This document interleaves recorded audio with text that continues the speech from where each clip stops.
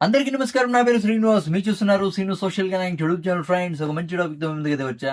Like చేసి support అయితే చేయండి. చాలా మంది వీడియోస్ అయితే చూస్తున్నారు కానీ లైక్ చేయట్లేదు. దయచేసి లైక్ చేసి సపోర్ట్ అయితే చేయండి. ఇంకా మంచి మంచి క్రికెట్ అప్డేట్స్‌తో మీ ముందుకైతే వస్తా. ఇక లేట్ చేయకుండా టాపిక్‌లోకైతే వెళ్ళిపోదాం. అట్లీస్ట్ ఈ single match India versus England fifth T20 at least ఒక్క మ్యాచ్ గెలిచి మర్యాద కాపాడుకుంటారు అని అనుకునింది. కానీ ఆ ఒక్క మ్యాచ్ కూడా దేవుడికైతే వదిలేశారు. ఇంగ్లాండ్‌కి అయితే వదిలేశారు. శ్రేయస్ అయ్యర్ కెప్టెన్సీలో 2 టీ20 సిరీస్‌లు ఆడితే 2 టీ20 సిరీస్‌లో వైట్ వాష్ అయితే అయ్యాయి. అట్లీస్ట్ సింగిల్ మ్యాచ్ అయితే గెలవలేదు. ఏంటి పాలిటిక్స్, అవునా కదా? ఎప్పుడు చూడలేదు బ్రో ఇలాంటి పాలిటిక్స్ ఇండియన్ టీంలో. పాలిటిక్స్ అయితే ఉంటాయి, అంటే ఎక్కడైనా కూడా పాలిటిక్స్ అనేది ఉంటుంది. కానీ ఇండియన్ క్రికెట్ టీంలో ఇంత పాలిటిక్స్ నేనైతే ఎప్పుడు చూడలేదు.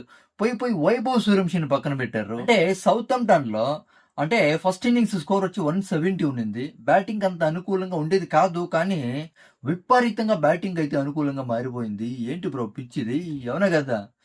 అంటే ఈ శివం దుబే హ్యారీ బ్రూక్ క్యాచ్ అయితే 3 రన్స్ ఉన్నప్పుడు, హ్యారీ బ్రూక్ 3లో ఉన్నప్పుడు క్యాచ్ అయితే మిస్ అయితే చేశాడు. Easy catch. దాని తర్వాత 19 బాల్స్‌లో 50 రన్స్ అయితే కొట్టాడు. హాఫ్ సెంచరీ కంప్లీట్ చేసుకున్నాడు Harry Brook, England T20 captain. దాని తర్వాత 95 కొట్టేశాడు బ్రో. ఉతికారేశాడు. జాస్ బట్లర్ ఏంటి బ్రో అలా కొట్టాడు? జాస్ బట్లర్ 64 బాల్స్‌లో 131, 8 సిక్స్‌లు, 12 ఫోర్‌లు, 205 స్ట్రైక్ రేట్‌తో అయితే బ్యాటింగ్ అయితే ఆడాడు. ఇండియన్ బౌలర్స్‌కి అయితే చుక్కలు చూపించారు ఇంగ్లాండ్ బ్యాటర్స్ అనే చెప్పొచ్చు. అసలు ఇండియన్ టీమ్ అంటే 5 ఇయర్స్ నంబర్ 1 టీ20 టీమ్‌గా ఉన్నింది.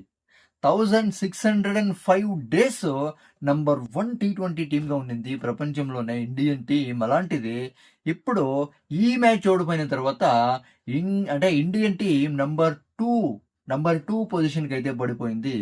చాలా అంటే చాలా దరిద్రమైన న్యూస్ అని చెప్పొచ్చు. ఇంగ్లాండ్ టీమ్ ఇప్పుడు number 1 T20 team.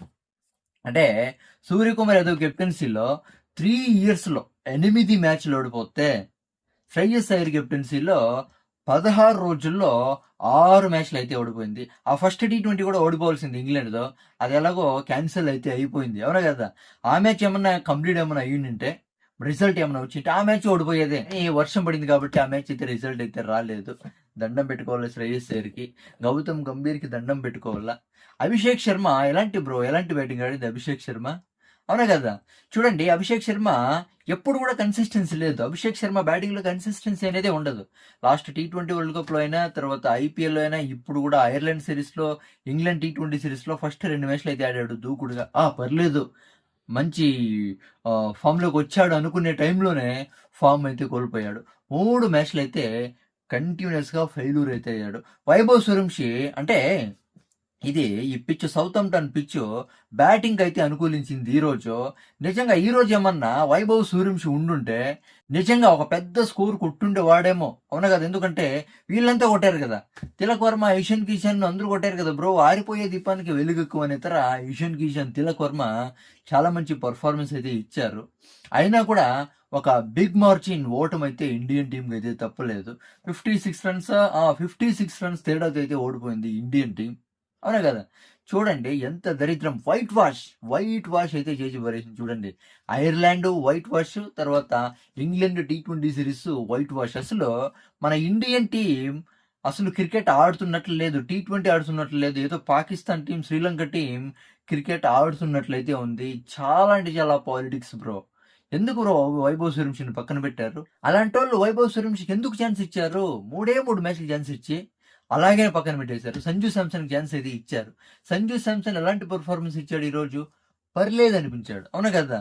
Shreyas Iyer మాట్లాడిన మాటలు చూస్తే ఫ్యూచర్‌ని మైండ్‌లో పెట్టుకొని వైభవ్ సూర్యవంశిని పక్కన పెట్టాము అని అయితే చెప్పాడు. దీని నుంచి మనకేమర్థమవుతుంది?